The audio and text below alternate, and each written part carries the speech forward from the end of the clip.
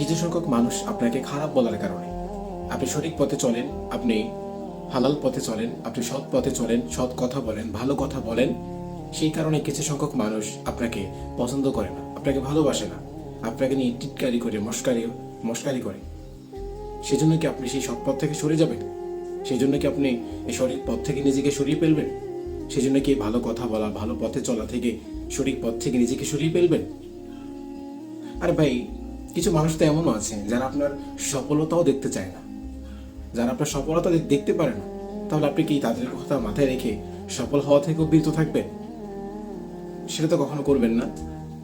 লোক সমাজের কথার কারণে যদি আপনি সফল হওয়া থেকে নিজেকে বিরত না রাখেন, তাহলে যেটা আল্লাহর আদেশ, সৎ পথে চলা এবং অন্যকে সৎ পথ দেখানো, নিজে সঠিক পথে চলা, অন্যকেও সঠিক পথে চলার জন্য সর্বান্তক প্রচেষ্টা করা, তাহলে আপনি কেন লোক সমাজের কথায় সেই সৎ পথে চলা থেকে, সঠিক পথে চলা থেকে নিজেকে বিরত রাখবেন? কেন রাখবেন ভাই? জীবন তো একবার, জীবন তো একটাই, আর মরণও তো একটাই হয়।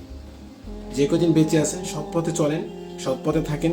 লোক সমাজের ভালো কথা, লোক সমাজের প্রশংসা, লোক সমাজের দুর্নাম আপনারা কিছুই করতে পারবে না, কিছুই হবে না ভাই। আপনি ভালো কিছু করলেও তারা আপনার নামে দুর্নাম করবে, আর আপনি খারাপ কিছু করলে তো কথাই নেই।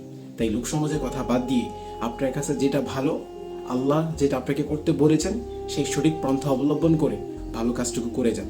দুনিয়াতে যদি তার সঠিক মূল্য নাও পান, আখিরাতে আল্লাহর কাছে অবশ্যই তার সঠিক যাজা পাবেন। আল্লাহ আপনাকে সঠিক পথে এবং আমাদের সবাইকে আল্লাহ তাআলা সঠিক পথে চলার তৌফিক দান করুক। আমিন। আসসালামু আলাইকুম।